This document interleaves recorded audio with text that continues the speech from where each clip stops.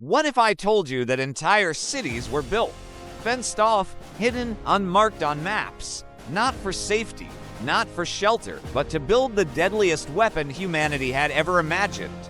And here's the twist: the people living in these cities didn't even know it. They cooked dinner, went to dances, raised kids, and unknowingly built the atomic bomb. These were no ordinary towns. They were designed by the US government, armed with guards, cloaked in secrecy, and fueled by fear of Nazi Germany. Today, we're uncovering the jaw-dropping story of America's secret nuclear cities, places like Oak Ridge, Tennessee, and Los Alamos, New Mexico, where the atomic age began behind barbed wire and blackout curtains. Before we start, like this video. Subscribe for weekly mind-blowing history comment where you're watching from. Let's see how far the fallout spreads ready. Because what you're about to learn was hidden from the world for over 40 years.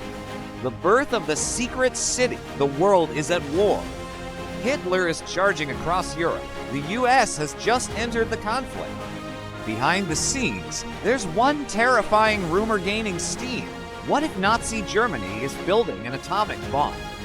That single fear launched the most secret, expensive, and ambitious scientific project in history, the Manhattan Project. Now, pause. The name is a lie. There was no bomb in Manhattan. That name was a smokescreen to throw off spies. The real action.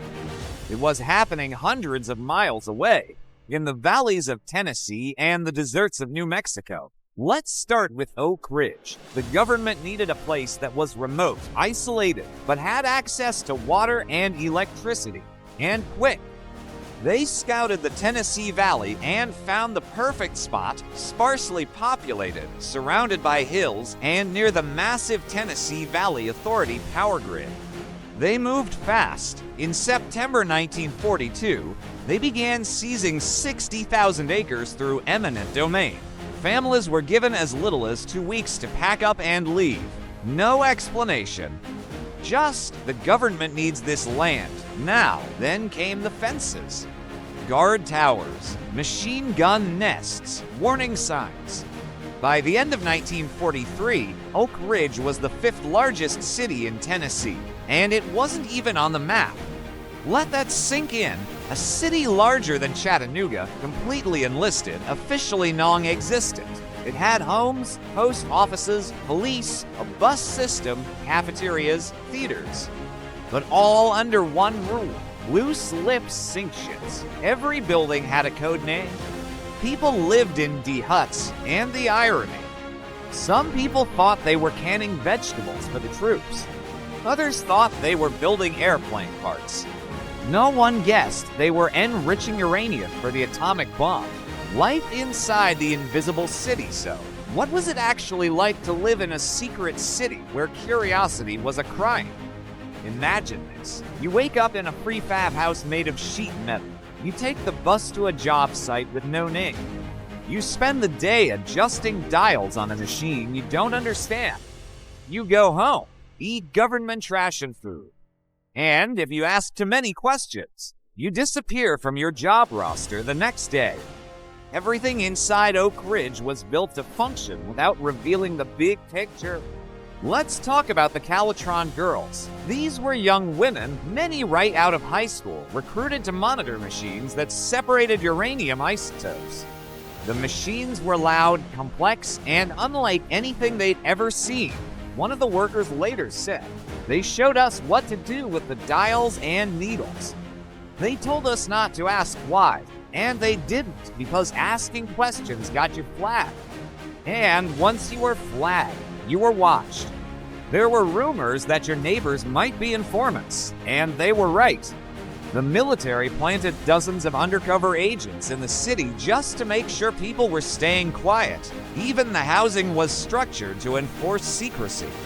Scientists lived in nicer homes. Laborers got C or D homes.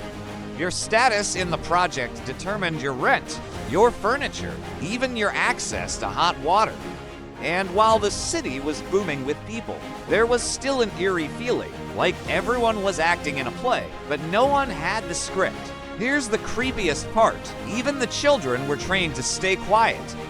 There were posters in schools that read, "What you see here, what you do here, what you hear here, stays here." Imagine growing up in a town where even your ABCs came with surveillance. Now let us zoom west, to the high desert of New Mexico, to a place even more secretive than Oak Ridge, Los Alamos. This was where the bomb was actually designed. Built on a mesa, behind locked gates and guarded roads, Los Alamos was chosen for its remoteness. The entire facility was wrapped in barbed wire and hidden under the name. The Hill, its mastermind, J. Robert Oppenheimer, a man who loved poetry, spoke 6 languages, and was about to build the most destructive device the world had ever seen. Los Alamos wasn't just a workplace, it was a scientific fortress. Here, Nobel Prize winners brushed shoulders with fresh PhDs. Everyone had clearances. Everyone had secrets. Even the scientists weren't allowed to know the full design unless they absolutely needed to. Oppenheimer once said, "There must be no lone wolves here. Everyone is part of the wolf pack, but we bite in silence." Daily life was intense. Scientists were driven to the brink. One physicist went days without sleep, convinced a miscalculation would cause a premature detonation. Another had a nervous breakdown and was removed quietly, without explanation. Oh, and did we mention the spies? Klaus Fuchs, a respected physicist, was feeding atomic secrets directly to the Soviet Union, under everyone's nose. And while Oppenheimer obsessed over equations, the government was already thinking beyond him, building backup bombs, testing yield predictions, and preparing to use what Los Alamos produced on real cities, but no one outside the inner circle knew the date, or the target, or the cost. That brings us to the most terrifying morning in history. Do you know what happened here? What's the connection between these two cities and the birth of the atomic age? Well, let's start at the beginning. On August 6, 1945, the world watched as a city disappeared. 3 days later, another city met the same fate. And then the world learned the word atomic. Back in Oak Ridge, where the atomic bomb was built, chaos erupted. Newspapers blared headlines. Workers rushed to buy copies. They couldn't believe that they had built a weapon of mass destruction. Some celebrated, some cried, some went silent for days. Even J. Robert Oppenheimer, the man who led the development of the atomic bomb, was shaken. He quoted the Bhagavad Gita, "Now I am become death, the destroyer of worlds, President Truman." Though not so much. He shook Oppenheimer's hand and then called him a crybaby behind his back. The Calitron girls, the women who worked in the lab, many were stunned.